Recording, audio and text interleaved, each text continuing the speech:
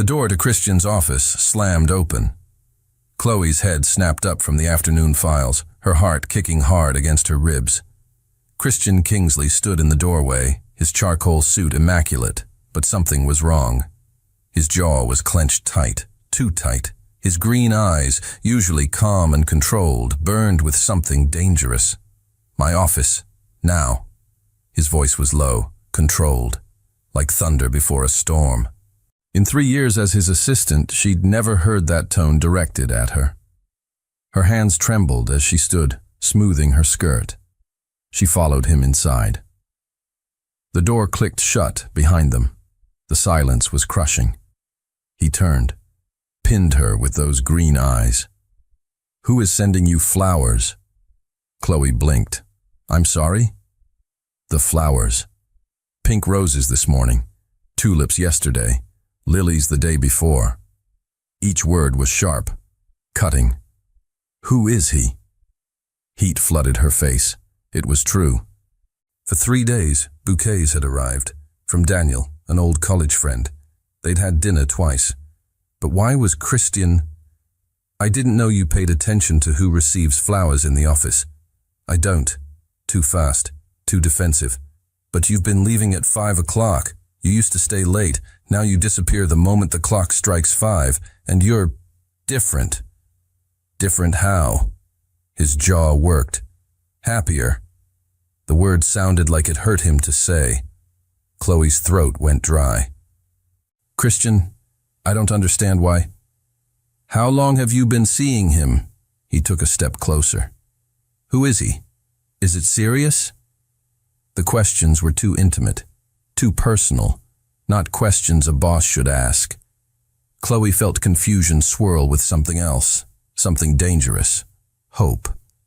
Then she remembered something, a memory that suddenly blazed bright.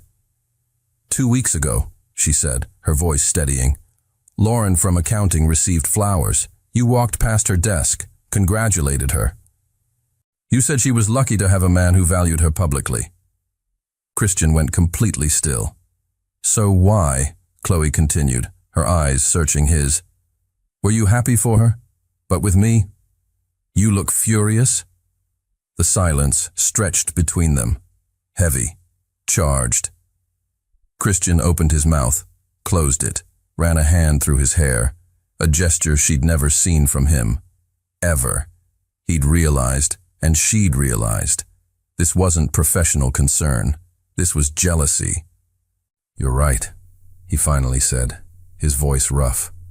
He turned away, putting his back to her. "I apologize. That was inappropriate." He walked to his desk, put it between them like a barrier. "You can go. Good night, Chloe." But his shoulders were rigid. His hands weren't quite steady. Chloe turned toward the door, her heart hammering. Her fingers touched the handle. Why did he react like that? And why, for the first time in 3 years, did she feel like maybe she wasn't as invisible as she'd thought? Chloe didn't sleep.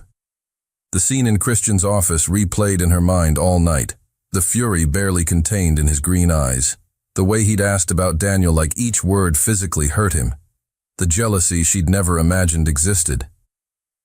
She arrived at the office an hour early, hoping for empty silence. Time to think, time to breathe. But when the elevator doors opened on the 40th floor, he was already there. Christian stood beside her desk, holding something. When he looked up and saw her, there was a flash, vulnerability, raw and exposed, before the mask slammed back into place. "Good morning," he said, too formal, too careful. On her desk sat a coffee cup, not the generic office machine coffee, a cappuccino with cinnamon. Exactly how she liked it. From the cafe 3 blocks away, the place she'd mentioned once, months ago, in passing. He'd remembered. Chloe's hands trembled as she set down her bag. "Christian, you didn't have to..." "I was already there," he said quickly. A lie. She could hear it in his voice. She picked up the cup. The warmth seeped into her palms. She remembered another time 3 years ago when she'd stayed late finishing a report. She'd been exhausted, running on fumes. Christian had appeared in her doorway with takeout. "You skipped lunch. Don't make it a habit." His voice had been harsh, but the gesture. 2 years ago, her father's surgery. She told no one at work, but somehow Christian found out. He'd personally rearranged her schedule, told her to work from home. When she returned, yellow gerbera daisies sat on her desk. "To brighten your day," the unsigned card read. She'd known it was him. 1 year ago. A meeting with an important client. The man had dismissed her, called her the little secretary. Christian, who never raised his voice, never showed emotion, had looked at the man with ice in his eyes. "Ms. Cooper is my personal assistant. Without her, this company wouldn't function.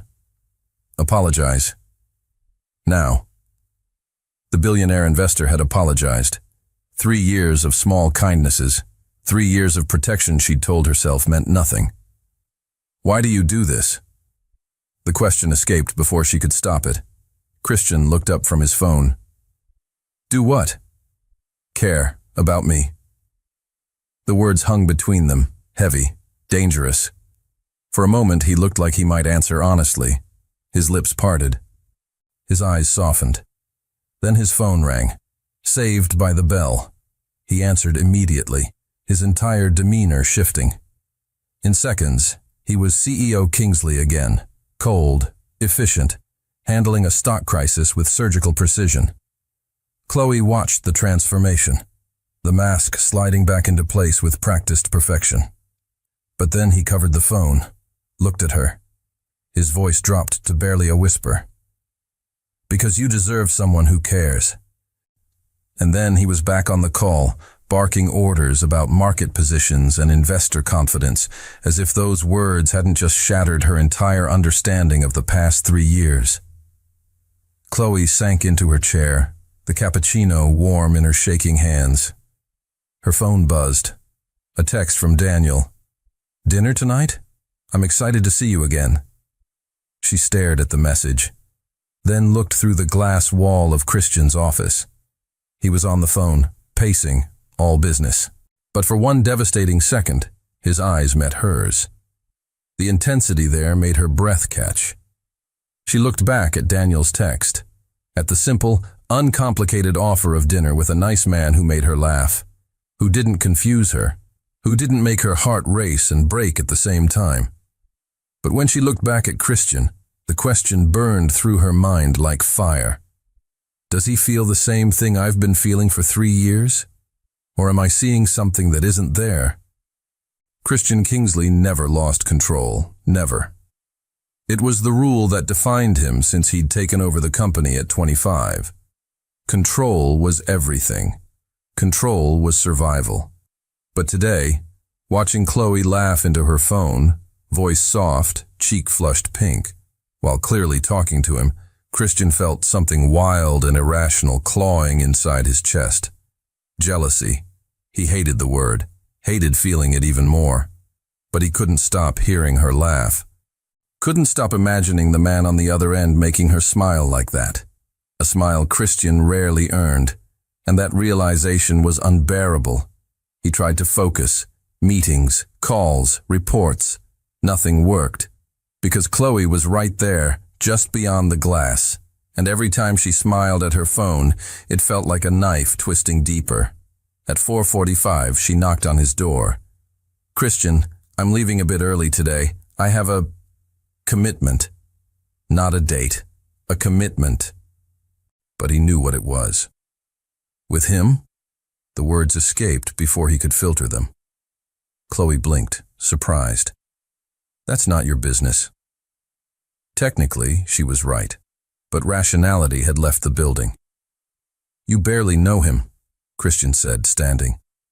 "It's not wise to go out with someone you—" "I've known him for 6 years," Chloe interrupted, her voice steady now, firm. "We studied together. He's kind, polite, and he doesn't act like he owns me." The last word was a sharp blade. Owner. Was that how he looked? Possessive? Controlling? Chloe took a step forward. For the first time in 3 years, there was challenge in her brown eyes. What's happening, Christian? Why do you suddenly care who I go out with? You never cared before. I always cared. The words shot out before he could stop them. The silence that followed was deafening. Chloe stared at him, lips parted in shock. Christian realized what he'd just admitted, and there was no taking it back. You always cared, she repeated, her voice barely a whisper. Christian closed his eyes, tried to find his composure, but when he opened them, the vulnerability was still there, raw and exposed. Yes, always. But why? Chloe's voice cracked. There was pain there, hope mixed with fear. Why didn't you ever say anything? Why did I have to? Her phone rang. Daniel. The name flashed on the screen between them like a cruel reminder of reality. Chloe looked at the phone, then at Christian. He could see the war inside her, logic versus heart, safety versus risk. Then, with a trembling breath, she answered.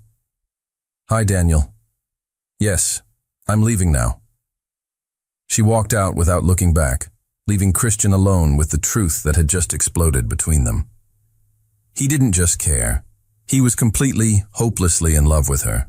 Monday morning, 8:30. Chloe walked into the office and froze. Christian was waiting, leaning against her desk, arms crossed. He looked impeccable as always, but there was something new in his green eyes. Determination. We have dinner with Nakamura Corp executives tonight. Your presence is mandatory, he announced. Chloe frowned. But the Nakamura meeting isn't until next week. Why? Schedule change, he interrupted, handing her a tablet. And Wednesday, dinner with the board of directors. Friday, charity event for the Kingsley Foundation. You're coming with me, to all of them. Chloe looked at the list. 3 events. All at night. All exactly when she'd normally be seeing Daniel. She looked up, incredulous. Christian, is this on purpose? It's work, he replied. But his eyes said something else entirely. The dinner with Nakamura Corp was at an exclusive Japanese restaurant. Chloe sat beside Christian, trying to focus on conversations about investments and Asian expansion, but her mind was split in two. Daniel had called 3 times. She hadn't answered. Christian was at the peak of his performance, charismatic, intelligent, commanding the table with natural ease. But every so often his hand brushed hers when reaching for a document. He filled her water glass before she even noticed it was empty. When one of the executives made an inappropriate joke, Christian immediately changed the subject, protecting her without fanfare. Small gestures, constant, impossible to ignore. At midnight, when they finally left the restaurant, Chloe was exhausted, but also confused. Why are you doing this? She asked in the elevator, alone for the first time all night. Doing what? Keeping me busy, preventing me from seeing Daniel. Christian stared at her. No more subterfuge in his eyes. Because I can't stand the idea of you with him. The confession was direct, brutal, honest. Chloe felt the air leave her lungs. Christian, I know, he interrupted, running a hand through his hair. I know it's wrong. I'm your boss. You work for me. I have no right to feel this way. But I can't. He stopped, jaw clenched tight. I can't stop. The elevator reached the ground floor. The doors opened. Neither of them moved. And what do you want me to do with that? Chloe's voice trembled. You're confusing me, Christian. You treat me like I'm special. But you never do anything. And now when I finally try to move on, you don't move on, he said, and his voice was pure desperation. Please, not with him. The elevator doors started to close. Christian held them open, but Chloe was already stepping out, heart breaking. Then give me a reason not to, she said over her shoulder.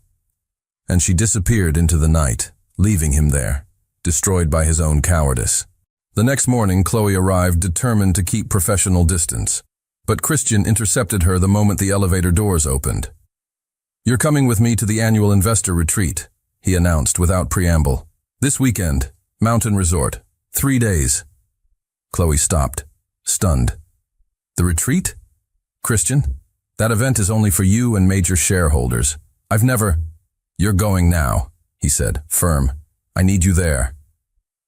There was something in his voice, not an order, almost a plea. The days leading up to the retreat were an uncomfortable dance. Christian was more present than ever, reviewing presentations with her, making sure she had appropriate clothing. It gets cold in the mountains, asking if she needed anything. Daniel kept calling. Chloe finally answered one of the calls. The conversation was difficult.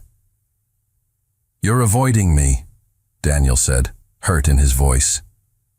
"What happened? I thought we were doing well." "I'm confused," Chloe admitted. "About a lot of things. It's because of him, isn't it? Your boss." Chloe didn't answer. The silence was answer enough. "Chloe," Daniel said, gentle but firm, "be honest with me, and be honest with yourself. Are you with me, or are you waiting for a man who might never have the courage to choose you?"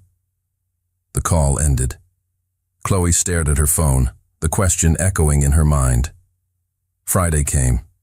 In the private helicopter heading to the mountains, Christian finally broke the silence.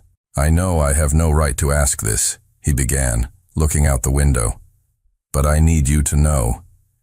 These 3 years with you have been the best of my life. Before you, I was just existing, building empires, but living in an empty fortress." He turned to face her. "You brought light to a place where I thought there would never be any, and I was too much of a coward to admit it until it was too late." Chloe felt tears burning. "Why are you telling me this now?" "Because after this weekend," he said, voice rough, "I'm going to let you go, if that's what you want. But first, I needed you to know." The helicopter landed. Below, the luxury resort glowed against the mountain sunset. Beautiful, romantic, perfect. And Chloe realized with a shiver, the next 3 days would change everything. "Welcome," Christian said, offering his hand to help her down. She hesitated for a second, then accepted. His hand wrapped around hers, warm and firm, and neither of them let go. The first night of the retreat was a formal dinner. Chloe descended the resort staircase in the navy blue dress Christian had insisted on buying. "It's part of the dress code," he'd said. But the way he looked at her now said something entirely different. He stood waiting in the lobby. When he saw her, he stopped completely. His green eyes traveled over every inch of her with an intensity that made her cheeks flush hot. "You're stunning," he said. There was nothing professional in the way he looked at her. At dinner, they were introduced to major investors, powerful men and women who spoke of billions the way others spoke of dollars. Chloe should have felt intimidated, but Christian never left her side. He made a point of including her in every conversation. "This is Chloe Cooper," he told a Japanese investor, "the smartest person in this room." After dinner, there was a cocktail reception on the terrace overlooking the mountains. Chloe stood admiring the stars when a voice startled her. "So, you're Kingsley's famous assistant." She turned. Marcus Hale, a British investor known for his predatory charm. He stood too close, his smile too confident. "I must say," Marcus continued, his eyes traveling over her without disguise, "when I heard he was bringing his assistant, I expected one of those serious ladies with glasses. But you're a pleasant surprise." Chloe stepped back. "Mr. Hale, Marcus, please," he insisted, stepping forward. "Tell me, darling, are you just an assistant, or are there other arrangements?" The insinuation was clear and repulsive. Before Chloe could respond, a hand settled on her waist. Christian appeared beside her, and the temperature around them plummeted. "Mr. Hale," Christian said, his voice soft but dangerous. "Watch your tongue. You're speaking to someone under my protection." Marcus laughed, but there was nervousness in the sound. "Ah, so that's how it is. Kingsley, I didn't know you'd claimed— Careful, Christian interrupted. Now there was nothing soft in his voice, pure threat. Finish that sentence, and you'll discover how quickly I can pull $200 million in investment. The silence that followed was tense. Marcus, realizing he'd crossed a line, retreated. Sorry, no offense meant. Good night. And disappeared. Chloe was trembling, not from fear, but something more complex. Christian still stood beside her, his hand on her waist, protective and possessive. Are you okay? He asked, voice low. Yes, Christian, thank you, but you didn't have to. I did, he interrupted, turning her to face him. I always do when it comes to you. The music changed to something slow, romantic. Couples began dancing on the terrace. Christian looked at Chloe, then at the dance floor, then back to her. Dance with me, he said. Not a question. Christian! She hesitated, but he was already pulling her gently toward the floor, and then they were dancing under the stars, his hand on her waist, hers on his shoulder. So close she could feel his warmth, his heart beating against hers. I can't pretend anymore, Christian whispered, his mouth near her ear. Not when I'm this close to you. Chloe closed her eyes, the world spinning. Pretend what? That you're not the only thing that matters. When she opened her eyes, she found his, green, intense, vulnerable in a way she'd never seen. This wasn't her boss anymore. This was a man completely in love. The music ended, but they didn't move. Christian and Chloe stood frozen in the middle of the terrace, faces inches apart, breaths tangled together. The rest of the world had disappeared. Chloe, he murmured, and there was a question in the way he said her name. She should step back, should remember he was her boss, that this was impossible, that Daniel existed. But none of it mattered, because the way he was looking at her, like she was the only person in the universe, was everything she'd ever wanted. Christian, she whispered back. A surrender. He leaned in. She leaned in. And then, a camera flash blinded them. They separated instantly, the moment shattered. An event photographer, capturing spontaneous investor moments. The man apologized and hurried away. But the damage was done. Reality had invaded their bubble. Christian ran a hand through his hair, frustration written across his face. I'm sorry. That was inappropriate. I'm your boss, and you're— Don't say I'm with Daniel, Chloe interrupted, voice trembling. Not when you almost kissed me. Aren't you? His eyes searched hers. Chloe took a deep breath. Honesty. She owed them both that. I was trying to forget you, because you never gave any indication that— Her voice broke. Christian, you confuse me. You're kind, protective, jealous, but you never say anything, and I can't keep guessing. Christian stared at her for a long moment. Then, without a word, he took her hand. Come with me. He led her off the terrace, through luxurious corridors, until they reached his suite. Chloe should have been nervous, but something in his determination calmed her. Inside, Christian walked to the window, looking out at the moonlit mountains. When you were hired, he began, voice low, I was in a very dark place. My life was just work. I didn't let anyone close because I didn't think it was worth it. But then you walked into my office with that genuine smile and that fierce competence, and something changed. He turned to face her. The first 6 months, I tried to ignore it. You were my employee. It was wrong. But the more time I spent with you, the more I realized you weren't just indispensable to my work. You became indispensable to me. Why didn't you ever say anything? Chloe whispered.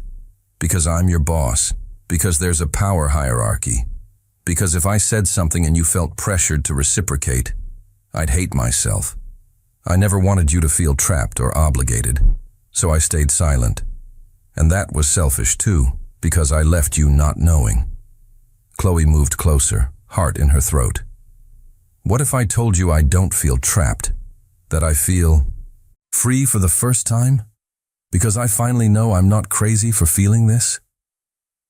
Christian closed his eyes as if her words were both blessing and torture. Chloe, if I touch you now, I won't want to stop. Then don't stop, she whispered. This time when he leaned in, there were no cameras, no interruptions, just them and the kiss they'd waited 3 years for. Soft at first, then desperate, then impossible to stop. A kiss that said everything they'd never spoken. Chloe woke slowly, sunlight filtering through the curtains. For a moment she didn't know where she was.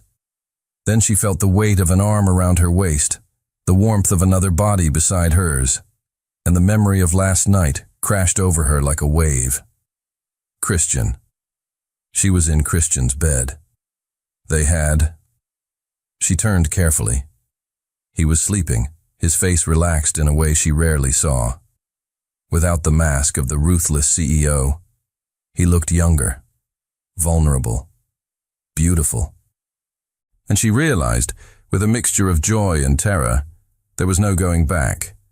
They'd crossed the line completely. Christian woke. The first look he gave her was pure adoration. "Good morning," he murmured, voice rough with sleep. "Good morning," she replied, blushing. They stayed there for a moment, just looking at each other, processing the enormity of what had happened. Then Christian touched her face, his thumb caressing her cheek. "I don't regret it," he said, firm. "Not any of it. But I need to know, do you regret it?" "No," Chloe answered without hesitation. "But Christian, what do we do now? With work? With everything?" The question hung in the air. Reality was knocking at the door. Before Christian could answer, his phone rang. An urgent call. One of the major investors needed him for an emergency meeting in 30 minutes. Chloe returned to her own suite to get ready. In the hallway, she encountered Marcus Hale, the troublesome investor from last night. He saw her coming from Christian's wing and raised an eyebrow. "Well, well," he said, smile insinuating. "Looks like Kingsley's legendary self-control finally failed." Chloe's blood went cold. "Mr. Hale, don't worry, darling," he said, walking past her. "Your little secret is safe with me. For now." The threat was clear, and Chloe realized if their relationship became public like this, it would be a scandal. Christian would be seen as a boss who took advantage of an employee. She'd be seen as an opportunist. Everything Christian had worked for could be tarnished. At the meeting, Chloe sat behind Christian, trying to maintain professional composure. But Marcus kept casting insinuating glances at her, and she saw Christian notice. His jaw tightened, but he couldn't do anything without drawing more attention. When the meeting ended, Christian pulled her to a corner. "What did he say to you?" Chloe hesitated. She could lie, protect him from worry. Or be honest and face this together. "He knows," she said simply, "about last night." Christian's face hardened. "Let me handle this." "No," Chloe said, firm. "That will only make it worse. Christian, maybe we should step back, before this becomes a bigger problem." "Step back?" he repeated, incredulous. "Chloe, I told you I don't regret this, and I won't let a man like Marcus Hale dictate." "It's not about him," she interrupted, voice breaking. "It's about you, your reputation, your company. I won't be the reason you—" "You're not a reason. You are the reason," he said, holding her face. "For everything that matters." The last day of the retreat was thick with tension. Chloe and Christian kept their distance in public, but the pull between them was impossible to hide. Every glance was loaded, every accidental touch electric. During the final lunch, Marcus Hale made his move. He was presenting a risky investment, and subtly but clearly, he made insinuating comments about conflicts of interest and decisions based on other influences. Christian remained outwardly calm, but Chloe saw the cold fury in his eyes. Then, to everyone's surprise, Christian stood. Ladies and gentlemen, Christian began, his voice firm and clear. Before we continue, there's something I need to clarify. Chloe's heart hammered. What was he doing? Insinuations have been made about my professional and personal integrity, and I will not allow them to stand unanswered. He paused. Ms. Cooper is not just my assistant. She is the most competent, dedicated, and brilliant person I have ever worked with. Any suggestion that our professional relationship is anything less than excellent is not only incorrect, but offensive. He looked directly at Marcus. And if anyone at this table has a problem with how I conduct my business or my personal life, you can stand and leave now. There will be no hard feelings. The silence in the room was absolute. Marcus Hale, realizing he'd been beaten, forced a smile. No offense intended, Kingsley, just making observations. Your observations are not welcome, Christian replied coldly, and neither is your investment. A collective gasp. Christian Kingsley had just publicly rejected millions in investment because a man had insulted Chloe. It was a powerful statement and risky. But then, one of the oldest investors, a Japanese woman named Mrs. Tanaka, began clapping slowly. Well said, Mr. Kingsley. Integrity is more valuable than easy money. Others began to agree. Marcus Hale, humiliated, withdrew. Christian looked at Chloe across the room, and she saw it clearly. He had chosen her, in front of everyone, without hesitation. After the meeting, as they packed to leave, Christian came to Chloe's suite. He said nothing, just held her, long and tight, as if she were his anchor. You didn't have to do that, Chloe whispered against his chest. Yes, I did, he replied, because you deserve to be defended, and because I won't hide what I feel anymore. But Christian, your company will survive. It always survives. But me? I don't survive without you. He pulled back to look into her eyes. So tell me, what do you want? Because I'll respect your decision, whatever it is. Chloe closed her eyes, the weight of the choice crushing.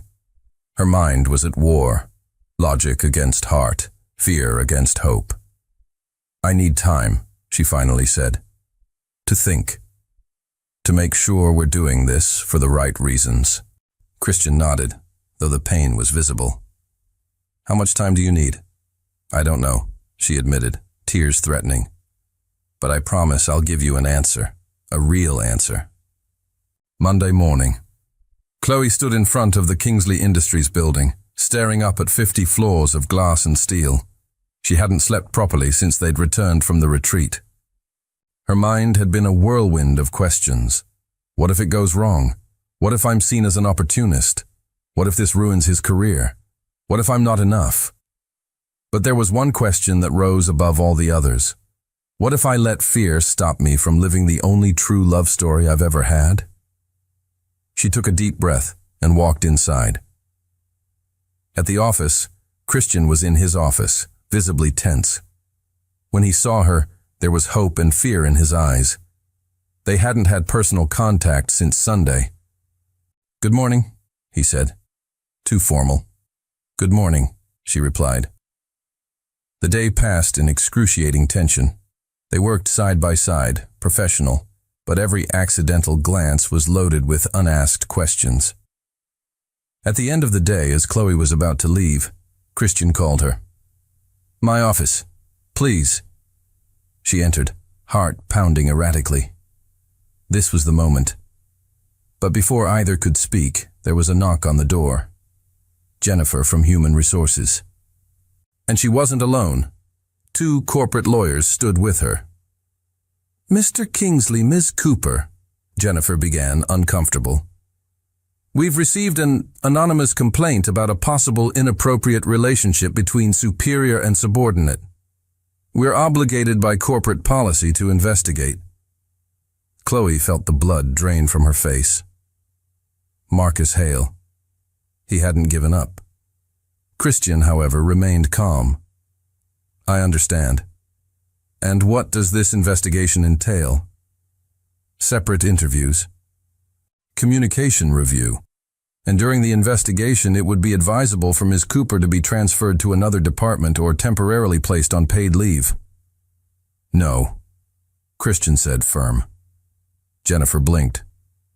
Mr. Kingsley, it's standard protocol. No, he repeated, firmer. Because there's nothing inappropriate to investigate. Ms. Cooper is an exemplary employee, and any insinuation otherwise is defamatory. One of the lawyers leaned forward. Mr. Kingsley, if there is a personal relationship, it's better to admit it now. That would make things— There is, Chloe interrupted, surprising everyone, including Christian. There is a personal relationship. She turned to Christian, seeing the shock and hope in his eyes. Then she looked back at Jennifer and the lawyers. But not the way you're thinking. Christian never took advantage of his position. He never made me feel pressured or uncomfortable. The truth is— She took a deep breath. The truth is we fell in love, and I refused to admit it for 3 years because I thought it was impossible. But it's not. And if that violates any policy, then I resign. The silence in the room was absolute. Chloe, Christian started, but she raised her hand. No, Christian. You've protected me long enough. Now it's my turn to protect you. Christian dismissed everyone from the room with a firm gesture. The moment they were alone, he turned to Chloe, his face a mixture of admiration and frustration. You're not resigning, he said, categorical.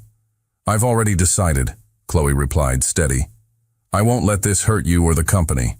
I'll leave, find another job, and then— And then what? You think I'm going to let you walk out of my life because of some stupid corporate policy? Christian stepped forward, the intensity in his eyes paralyzing her. Chloe, if you leave, I leave too. Don't be ridiculous. This is your company. And you are my life, he fired back, and the declaration left them both breathless. Christian ran a hand through his hair, clearly trying to compose himself. I'm sorry, I didn't plan to say it like that. But it's the truth. These 3 years with you were the only ones where I felt truly alive. And if I have to choose between the company and you, I choose you. Always. Chloe felt tears burning. Christian, you built this. Since you were 25, I can't— You can, and you will, because I've already made my decision. He took her hands. I'll speak with the board. I'll propose a hierarchy restructure. You won't be my direct subordinate anymore. You'll report to the COO. That eliminates the conflict of interest. And if they don't accept, then I sell my shares and we start something else, together. The simplicity with which he said it, the willingness to abandon everything, left Chloe speechless. The next day, Christian called an emergency board meeting. Chloe wasn't present, but she watched through the glass of the conference room as Christian presented, argued, defended. 2 hours later, he emerged. His face was neutral, but when he looked at her and nodded, she knew. The board had approved. That afternoon, Christian found her on the building's rooftop, the place where she sometimes went to think. The wind was strong, but the sky was clear. It's done, he said.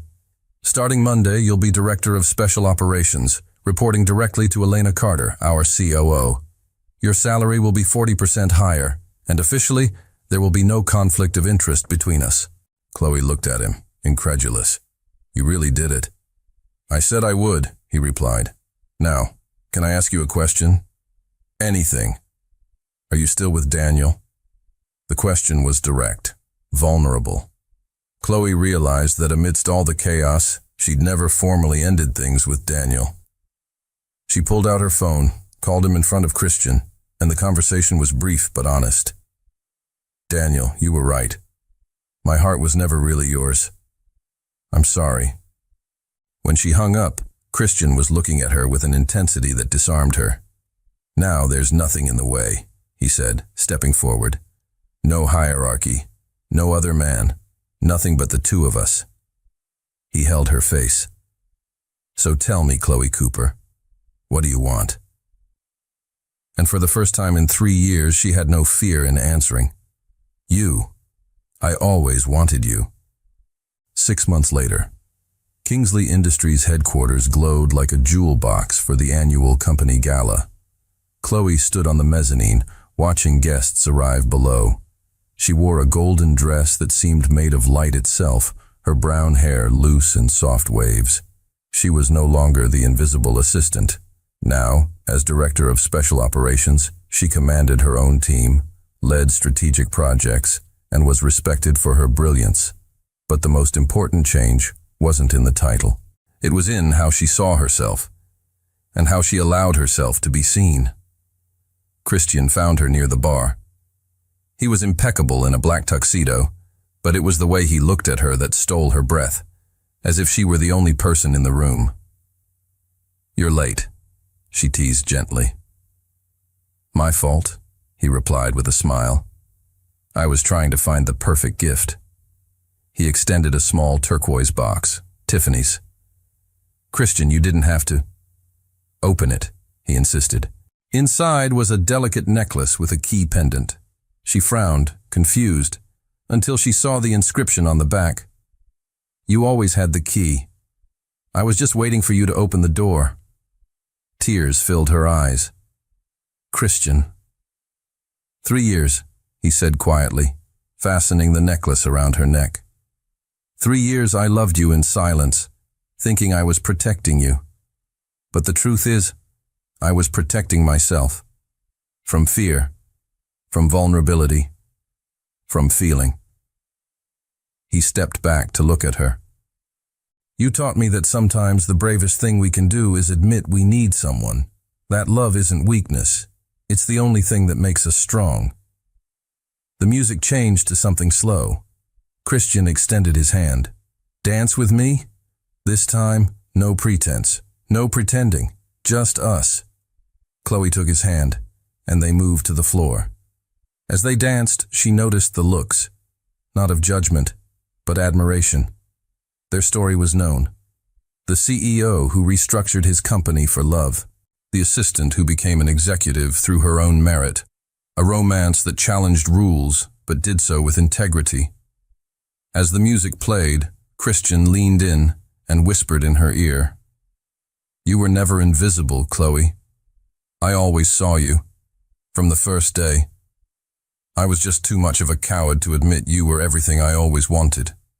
Chloe smiled, heart overflowing. "Well, fortunately I'm patient with stubborn men." "Fortunately," he agreed, kissing her temple. "Because I plan to spend the rest of my life making up for every lost minute." Later, on the rooftop where they'd had so many important conversations, Christian surprised her again. Candles lit the path, rose petals scattered everywhere, and a single table with champagne. "What is all this?" Chloe asked, amazed. Christian knelt. The box he opened contained a ring. Simple, elegant, perfect. "Chloe Cooper," he said, voice emotional. "You transformed my life the moment you entered it. You taught me to feel, to live, to love. You saw through the ice mask I wore and found the man hidden underneath.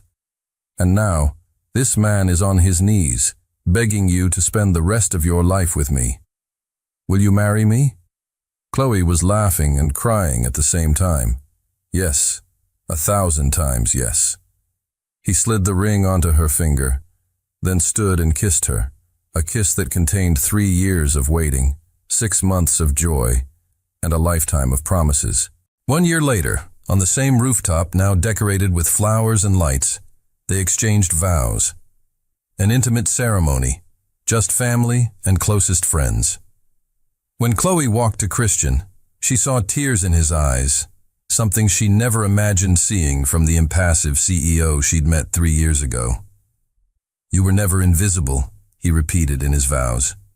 "You were a light so bright it blinded me, and it took time for my eyes to adjust. But now that I see clearly, I promise to never look away again." She laughed through her tears. "And I promise to keep reminding you that the cold, controlled man you think you need to be isn't the man I love. I love the man who cares, who protects, who feels deeply, even when he tries to hide it. They kissed as husband and wife, and the world applauded. But for Christian and Chloe, the world had long ago reduced to just the two of them. Two hearts who finally had the courage to admit they always belonged together. 3 years after the wedding, Chloe stood in the middle of the empty office space, sunlight streaming through floor-to-ceiling windows, dust motes dancing in the golden light. Her hand rested on the gentle swell of her belly, 5 months along, though she'd only just started showing. "You're sure about this?" Christian's voice came from behind her, warm and concerned. She turned. He leaned against the doorframe, arms crossed, watching her with those green eyes that still made her heart skip. But there was something new in his gaze now. Not worry. Trust. "I've never been more sure of anything," she said. It had started 6 months ago. A vacation to Santorini that Christian had insisted on. "You need a break," he'd said, even though she loved her work at Kingsley Industries. But the moment she'd stepped off the plane, something had shifted. The whitewashed buildings against impossible blue skies, the narrow cobblestone streets, the elderly Greek woman who'd served them breakfast and told stories of her grandmother's village. Chloe had felt something wake up inside her, something that had been sleeping since she was a child, drawing faraway places she'd never seen. She wanted to see the world, and she wanted to help others see it too. "Director of Special Operations to Travel Agent," Christian mused, walking toward her. "Some might call that a downgrade." "Some might," Chloe agreed, smiling. "But I call it living." His hand joined hers on her stomach. "And our little one gets a mother who's actually happy, not just successful." The words settled between them, true and gentle. It hadn't been an easy decision.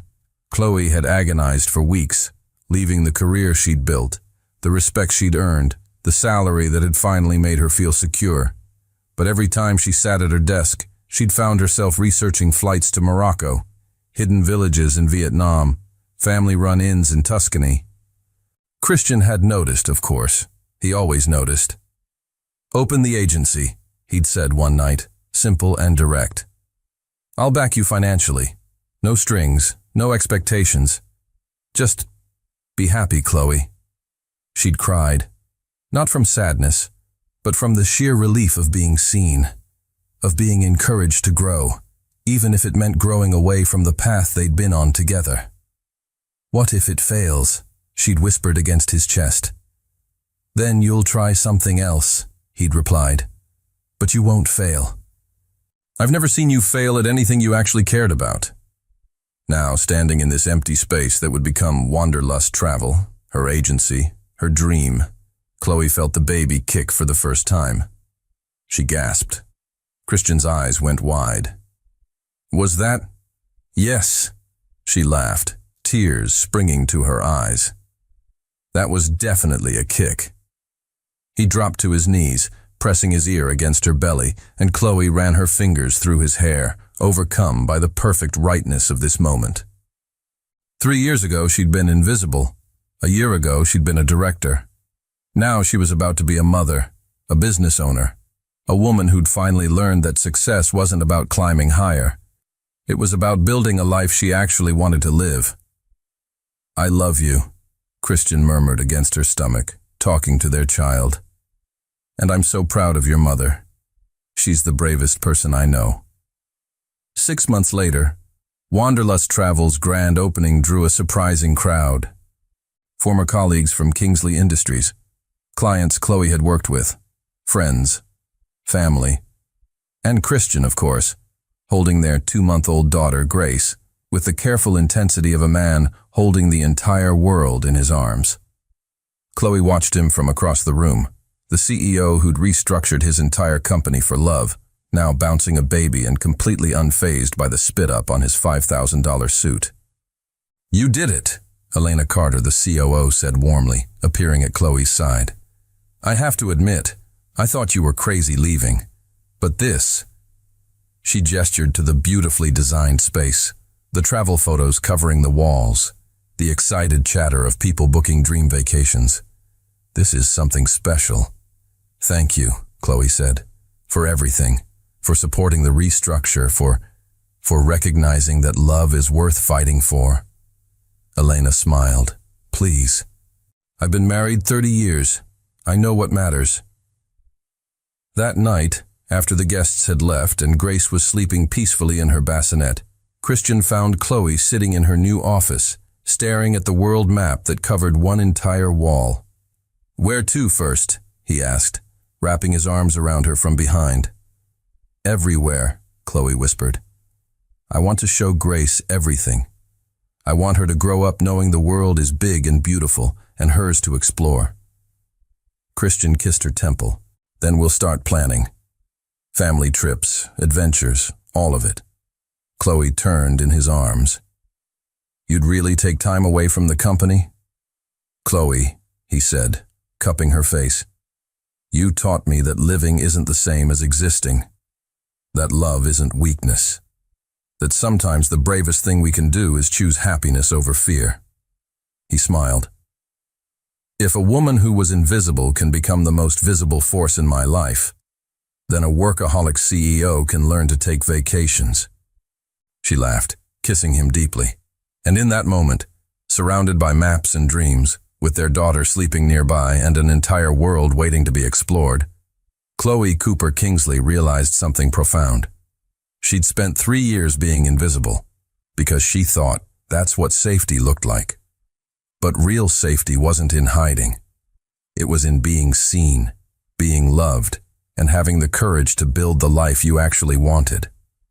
Not the life you thought you deserved, not the life others expected, but the life that made you wake up every morning grateful to be alive. And that was everything.